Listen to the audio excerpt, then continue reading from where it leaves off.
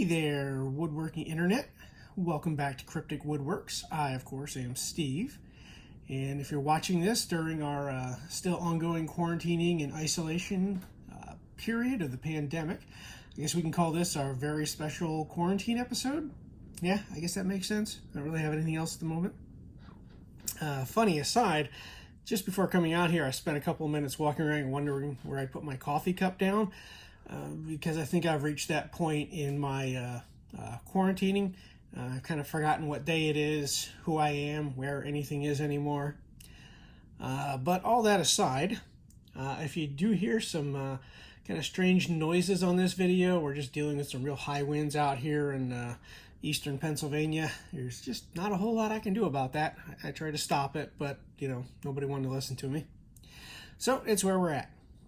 Now, what are we doing today? Well, I was going to come back here to my Cipher wheels and do another episode on getting these closer to being finished. Now, you might notice at this point in time, I've got the outer wheel painted.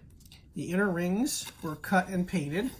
Nothing really special here. That's why I wasn't going to do a whole video on these. It's pretty much the same as the rest. The CNC cut it out with the aura mask on, painted it, take the aura mask off. Not exactly a big deal there.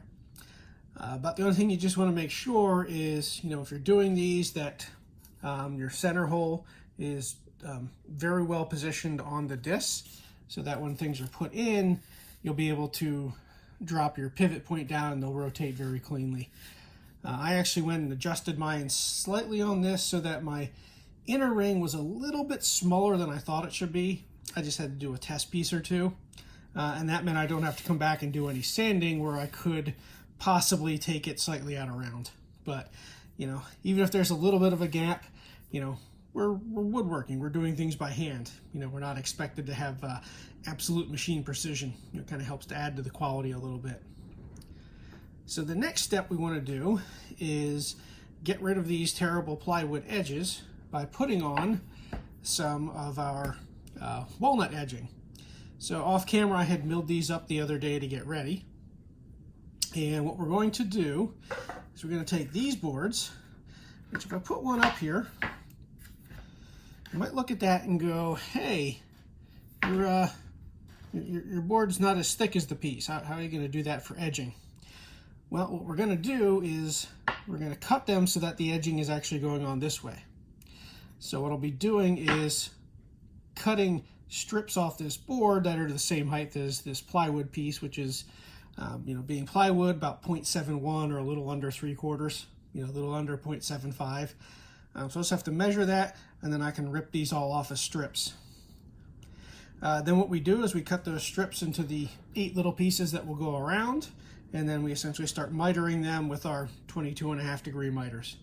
So we'll start stepping through some of these parts of the process, and I'll show you where we're at once I get a couple of pieces ripped. We'll put a profile on it, then we can cut it into pieces and start mitering it. So I'll be back once I have some strips made. Just a quick note on setting up your saw if you're going to cut these out. You could try to measure this thickness and then line it up, or it's just as easy to bring your fence up to the point where it just barely slides in there, hopefully with little or no catches. So I could probably even loosen this very slightly if I wanted to. Take that out by just a tiny bit. Yeah, and then that looks like it's pretty good. So real quick way to set up your saw. All right, nothing too hard about ripping some strips out of a walnut board. You might notice that I do have one that's just a little shorter than the rest. I took this out of a spare board that I milled down to the same size, so that I can use it for making setup pieces, especially when I'm doing the edging, or I want to make something to help me do the size of the cut, help me line up. And you notice if I stand this on edge, it's a really nice fit here. So I actually ended up cutting 7 pieces. One of them's kind of sitting over there, but he bowed nicely and went a little narrow, or not quite as thick in the center. So did a separate one, won't use that one. So now it's over to the router table, and we'll just do a quick setup with a half round over bit, and we'll take a little off of each side just to make it look better and feel better when you're holding it. But another quick tip, if you're setting up your router table and you're like me and you have to use these offset wrenches that kind of drop in, and you're at a point where, you get your wrench here and you want to try to loosen things, you just can't get much grip this way. And when it finally does let go, you just destroy your knuckles. Here's a little tip for you. Just put one end against your fence and you're free to get a lot of nice leverage on it. You can do the same thing the other direction when you're tightening it. Just a little tip in there. So I'm just setting up with a little half round bit here. So I'll drop this down to the height I want, and then I can run the boards across. You can use anything you want at this point. Put an OG profile, a V profile, heck, no profile, and just sand it a little bit. It's all up to you. I just happen to like the look of the half round on it, so that's what I do. All right, here's a fun setup, and one of the things I like about this Puzzle Maker sled here is I can do multiple setups at once on it, which is nice when I'm working on these little edge pieces, because I like to cut the edge pieces down to near size first. So what I have set up here is a couple of 1, 2, 3 blocks, and I want my cut to be 4 1/4 inches. That's just a little bit longer than the sides and including the angle cuts. So if you're making these, just remember that you're going to have a miter on each end, and you have to account for the size of that miter. So it's good to have a test piece or two to make sure you get that size dialed in. So I was checking mine. I know it's 4 1/4 inches. That's actually about an 1/8 inch to 1/4 inch more than I need. So I have just a little bit of extra room. So I have a 1, 2, 3 block on its one side, a 3 side, and then there's a little 1/4 inch piece in there, and I can just lock that down, and they're up against the blade. Now what I did then is I took a block that I have for cutting 22.5 degrees. I just made this little piece that can bolt down here on my sled. And then I used a couple of machinist parallels. So these are ground flat and certified parallel to a higher degree than I generally need in woodworking. So I put them up against the fence down here, and then just put this in and lock it down. And I just have to figure out how far away I want to go that meets with the hole I left. Just interchange a few bars until I hit the right one. So then I can cut those 22.5 degree pieces on here. And I don't have to, worry about cutting everything all at once. I can kind of work on pieces as I go. So I can, bring the long pieces in, cut a bunch off, cut the miters here, glue them up on the octagons, and just keep on going. So it's really nice to keep this dual setup. All right, let's get cutting. All right, what I've done here is to take 3 strips and just cut them into those 4 1/4 inch sections. And you can probably even kind of see on here, I've got some little numbers written on them. These are the order they came off in, as I want to try to keep them together with the grain matched. I think my pencil mark's a little hard to see, but you can probably make it out on a couple of them. That's a good idea. This way, as you reassemble it, it'll look like you have a nice grain wrap all the way around, really until the last one you put in place. So now what I'm going to do is on each end of one, I'm going to put that 22.5 degree cut on it. Then I can set a stop, and then I can cut the other side, and they should all be the exact same. All right, so you can see I had a very simple stop set up here. So this just allowed me to take my still slightly long pieces, set them in there, make the cut. Obviously, I'm right up against the blade because where my camera is. But now what I'm going to do is I'm going to take this off. And I had a piece that I cut already that I was sizing, so I was checking the sizes of. So I can make sure that it is up against my blade. And I might actually drop my blade just a little bit to make it easier to set up. Because obviously you want to make sure that you are against the, in this case, the left side of the kerf of the blade. And then I've got a little stop block here that I can push in here. And I get both hands there for a bit, so I already have my hand in the way for a sec. Put that down. So now what I have, a little stop block that I had the 22.5 degree angle on it. So now I can go and cut the other halves of all the pieces that I just did. So that's what I'll get to. All All right, so I'm ready to start gluing. I've taken one of my pieces, just dropped a little glue onto it here. This is my number 1 piece. And you might notice I've got a little bit of a roll of tape down here, some curled up tape.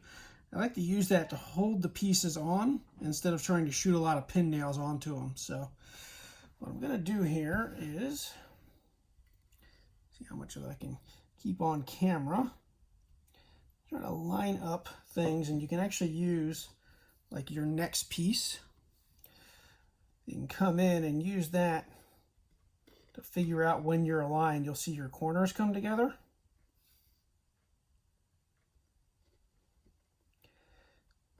And that I like, which is this spot right in here. And you can grab your tape, kind of stretch it over.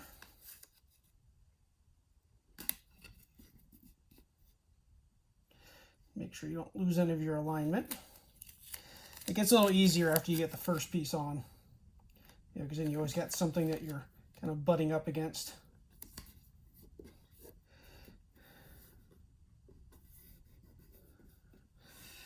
There we go. And if you look at that alignment on the second piece, when you put these together, you should have little or no gap, preferably no gap, and your seam should come together, very nice and be nice and even. So basically at this point, I just keep working my way all the way around the disc, gluing them on. And if I do find anywhere that I'm starting to get a little too long, I can always go back to the table saw and trim just a tiny bit off. And hopefully know where I'm getting too short, because I can't really add much. But we'll see how it goes as we get all the way around. So if all went well, you should have a Cipher wheel pretty much wrapped in tape. I think I had one corner I have a tiniest little gap on, nothing I'm terribly worried about. And a couple I did have to cut just a tiny bit off of. They weren't fitting quite as close as I wanted. And that'll happen at times with things like this, because as you're going around, even the tiniest errors will tend to compound. And, with luck, your compound error will make it a little bit long, so you can trim some off. If you're a little short, hopefully it's just a tiny gap. We can come back later with just a little bit of filler, or some sanding dust and a little bit of glue. You match that in really close and nobody will see it. You could also even do these with a dark glue. I was just using some regular old Titebond, but they do make some that are darker colored. That can help to hide any minor inconsistencies too. So I think I'll let this dry. I'll come back, we'll do a little untaping, and then I can sign off for today. All right, for me, it's been about an hour. For you, probably one transition, and that's about it. So let's get some of this tape off of here and see how we look.